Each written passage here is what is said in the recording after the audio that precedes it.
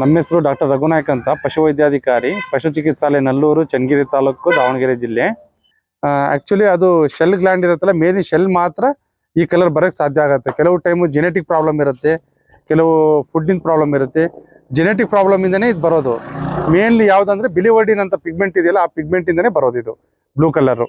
ಅಂದರೆ any time ಹಾಕಲ್ಲ, ಯಾವತ್ತೋ ಒಂದು ಟೈಮು ಅದು ಪಿಗ್ಮೆಂಟ್ ಚೇಂಜಸ್ ಆದಾಗ ಮಾತ್ರ ಆಗುತ್ತೆ. ಅದು ಮೇನ್ಲಿ ಜೆನೆಟಿಕ್ ಪ್ರಾಬ್ಲಮ್ಮು.